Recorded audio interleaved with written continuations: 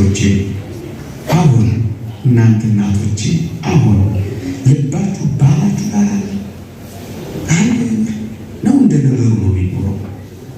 እንደው አንተ የደባል ያክል ነው የሚኖረው። እንዲህ ነው ሲንተላይስ እና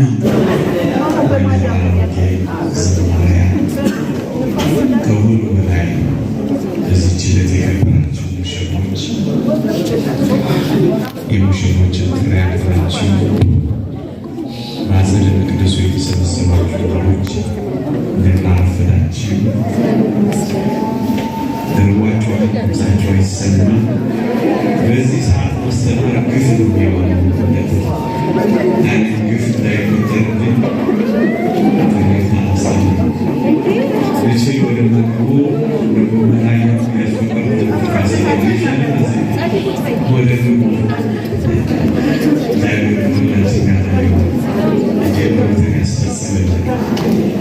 ወደ ምግቡ ያልኩት ከልቤ ነው። እኔም ስለራበኝ እግዚአብሔር ከሁላችን ጋር ሁለት ወይ ሶስት ነገሮች አላስታውሰው ታውቃል ቀረ ከዚህ በቀሉ ነው መሰለኝ በቀጥታ ሳይነግሩ ይመጣል። የጋብቻ አንድነት ብዙ ነው። የመጀመሪያው አንድነት የሃይማኖት አንድነት ነው። ማንም በየትኛው የወደደችውን ልታገባ ነፃነት አላት ይላል። ልብ በሉ። ባሏ በሕይወት ካለ ማርገው የተወሰነች ናት ይላል። ባሏ ቢሞት ግን የወደደችውን ታግባ ይላል። የወደደችውን ታግባ ሲል ግን ያለፈው ያገደመው ኪሱ የሞላው ደረቱ የሰፋው ታግባ ማለት አይደለም። ነዋየ ቅዱስ ጳውሎስ ምን ይላል?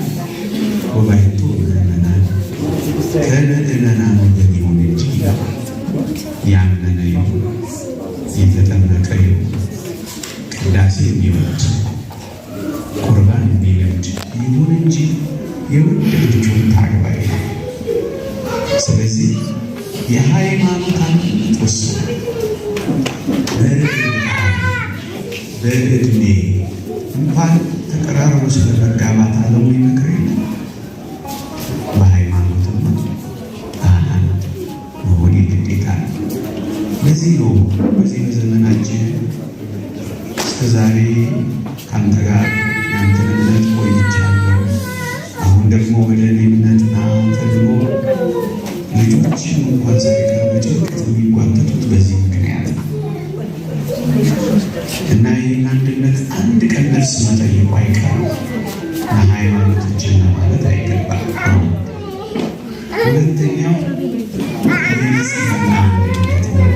አባቶቻችን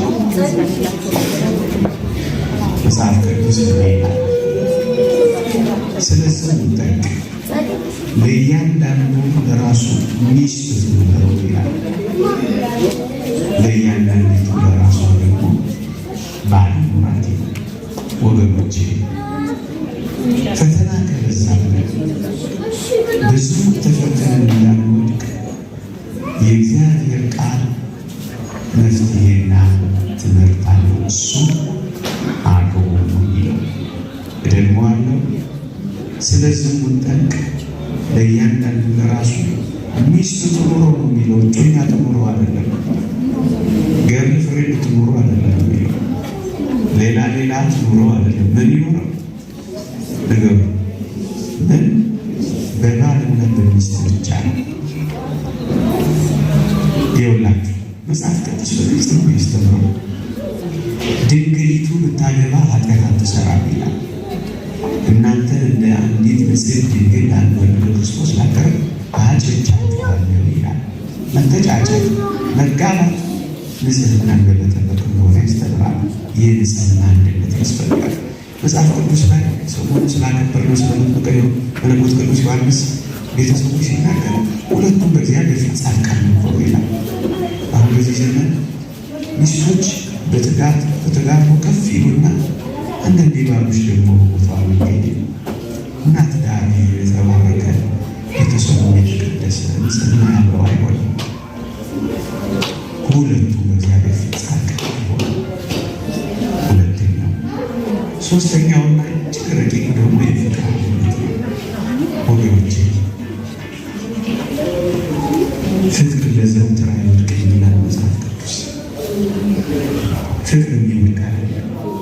መከነች፣ ስነፈች፣ ወየበች፣ ጠንቆረች፣ ደከመች፣ አጣ፣ ነጣ፣ ጎበጠ፣ ጎበጠ ፍቅርን ሁሉ አሸንፎ ፍቅርን ብዙ የፈተና ማዕበላት ብዙ ጎርፎች ሊደፍቋት ሊያሸንፏት የማይችሉ የዓለም መሰረት እንኳን ፍቅር አለ ወገኖቼ። በቅዱሳት መጻሕፍት በጋብቻቸው የጸኑትን በሙሉ ተመልከቷቸው። ፍቅራቸውን ያሳያቸው፣ የሰላ ንብረታቸው፣ ያጌጠ ቤታቸው፣ የሞቀ ጎጇቸው መሰረቱ ፍቅር ነው ወገኖች። እፍ እያለ ተዳፍኖ እንደሚነሳ እሳት የሞቀ ቤቱ የሰላ ንብረቱ ለምን ይሄዳል ከሰው ሰርግ እያለ ቤቱ የሚባል ሁል ጊዜ ሰርግ የሆነ ትዳር የሚመሰረተው ፍቅር ነው። ይውላችሁ ሚስታችንን እንደ እግዚአብሔር ስጦታ ስንቀበል ፍቅርና እንክብካቤ ነው የምንሰጠው።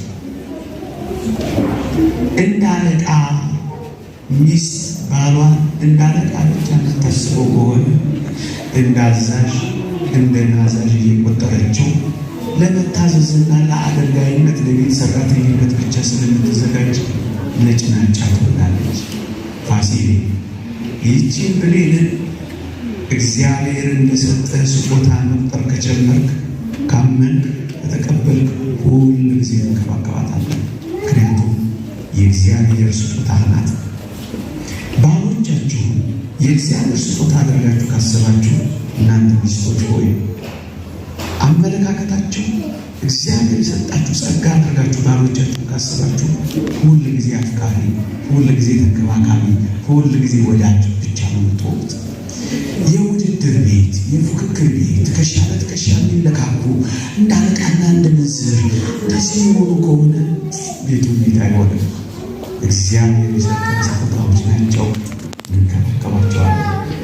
ቢያጎሉ እንኳ ቢያጎሉ እንኳ እኛ ብናጎላ አይደለም የፊቱን እናያዞርብን። በፊቱ ብሎን አባሮን ያውቃል።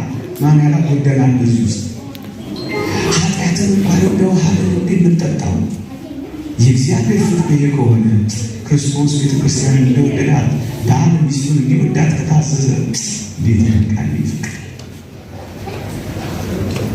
አብርሃምን እና ሳራን ብቻ ላንሳ። ጃጅቷል፣ ሸምግሏል፣ ልጅ የለው፣ ደሃ ነው። 3 ጊዜ ድንኳን እየነቀለ እየተከለ ተንከራቷል። ምንም የሌለው ጆቹ ሽማግሌ ሆኗል። ንጉሡ አቤሜሌክ ደግሞ ውበቷን አይቶ ሳራን ወዷታል፣ ማስገባት ፈልጓል። እሷም ትደንቃለች፣ እሱም ይደንቃል። ንጉሥ ቤት ገብታ ልቧ ያለው ግን ጆቹ ሽማግሌ ባሏ ጋር ነበር፣ ደሃ ባሏ ጋር። ፍቅር እንደዚህ ነው። አይቆጥም፣ ፍቅር ግድ አይለውም። ፍቅር ፀሐይ ብርሃንን፣ ምንጮች ውሃ፣ ዛፎች ጥላን በነፃ እንደሚሰጡ ሳይጠብቅ ነው ፍቅር የሚሰጡ። እንዲሁ ነው የሚወደው። እንዲሁ ፍቅር ማለት ወይም እንዲሁ መውደድ። ጆቹሽ ማለት ሳራን ገድለ ሳራ ላይ የሚተረከው ተረክ እንዴት ያስደንቃል መሰላችሁ! ንጉሥ ቤተ መንግስት አስገብቷት እሷ እንኳን ውስጥ የኖረችው ቤተ መንግስት ገብታ ልቧን ያልቀየረች ምን አይነት ፍቅር ሊኖራት እንደሆነ አልንቆ ምን እንዳሏት ታውቃላችሁ? ሞቂ፣ ደነቂ፣ ተዋይ፣ አጊቺ ንጉሥ እኮ ወዶሻል አሏት ይላል ገድለ ሳራ። እሷ ግን ምን አለች ይላል? አጊቺ ባሏት ፈንታ አመለሰለሰች ይላል።